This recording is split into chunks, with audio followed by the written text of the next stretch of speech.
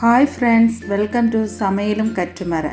இன்றைக்கி நம்ம கருவாட்டு குழம்பு எப்படி செய்யலான்னு பார்க்கலாம் வாங்க.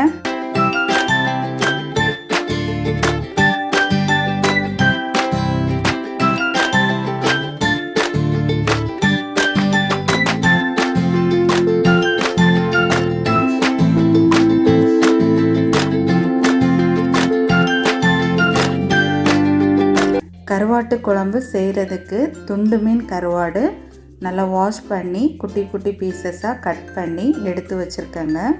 அப்புறமா ஒரு முருங்கைக்காய், ஒரு கத்தரிக்காய், ஒரு மாங்காய் எடுத்து வச்சுருக்கேங்க. இதை இப்போ கட் பண்ணி எடுத்துக்கலாங்க. இப்போது எல்லாத்தையும் கட் பண்ணி எடுத்தாச்சுங்க. இதை இப்போ நம்ம மீனு கூட சேர்த்துக்கலாம். அடுத்ததாக ஸ்டவ் ஆன் பண்ணி ஒரு தாளிப்பு பேன் எடுத்து வச்சுக்கோங்க. அந்த தாளிப்பு பேனில் 1/2 டீஸ்பூன் அளவுக்கு வெந்தயம் சேர்த்துக்கோங்க. அப்புறமா 1/2 டீஸ்பூன் அளவுக்கு ஓமம் சேர்த்து எல்லாத்தையும் நல்லா கோல்டன் ப்ரௌன் கலராக ஃப்ரை பண்ணி எடுத்துக்கலாங்க. இந்த மாதிரி வறுத்து எடுத்துக்கோங்க.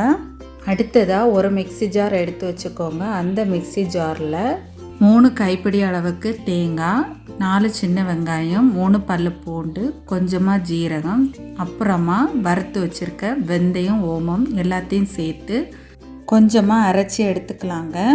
அப்புறமா அதுக்கு கூடவே 1/4 டீஸ்பூன் மஞ்சள் தூள், 2 டீஸ்பூன் அளவுக்கு மல்லித்தூள், 1 டீஸ்பூன் அளவுக்கு மிளகாய்த்தூள் சேர்த்து எல்லாத்தையும் ஃபைன் பேஸ்ட்டாக அரைச்சி எடுத்துக்கலாங்க. இந்த மாதிரி ஃபைன் பேஸ்ட்டாக அரைச்சி எடுத்துக்கோங்க. அப்புறமா அரைச்சி வச்சுருக்க மசாலாவை இதில் சேர்த்துக்கலாம். சேர்த்துட்டு இந்த குழம்புக்கு தேவையான அளவு புளிக்கரைசல் சேர்த்துக்கோங்க. சேர்த்துட்டு அப்புறமா இந்த குழம்புக்கு தேவையான அளவு தண்ணியும் சேர்த்து எல்லாத்தையும் நல்லா மிக்ஸ் பண்ணிக்கோங்க. அப்புறமா அப்படியே அதை எடுத்து ஸ்டவ் ஆன் பண்ணி குழம்பு வேக வைக்கலாம். இந்த குழம்புக்கு தேவையான அளவு உப்பும் சேர்த்து மூடி போட்டு குழம்பு கொதிக்க வைக்கலாங்க. இப்போ ஓப்பன் பண்ணி பார்க்கலாம். குழம்பு கொதிச்சிருச்சுங்க. இப்போ நம்ம இதை ஓப்பனில் வச்சு குக் பண்ணிக்கலாம்.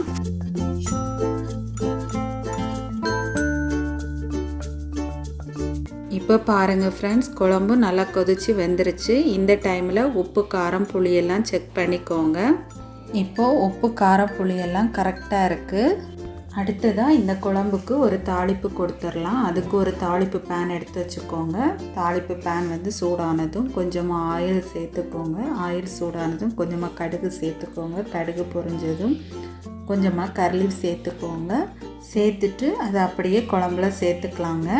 இப்போ பாருங்கள் ஃப்ரெண்ட்ஸ், ரொம்பவே அருமையான கருவாட்டு குழம்பு ரெடி ஆயிடுச்சு. இந்த ரெசிப்பியை நீங்களும் வீட்டில் செஞ்சு பார்த்து உங்களுக்கு பிடிச்சிருந்தா மறக்காமல் எங்களோட சேனலுக்கு லைக் பண்ணுங்கள், ஷேர் பண்ணுங்கள், கமெண்ட் பண்ணுங்கள், சப்ஸ்கிரைப் பண்ணுங்கள். பக்கத்தில் இருக்க பெல் ஐகானையும் கிளிக் பண்ணிக்கோங்க.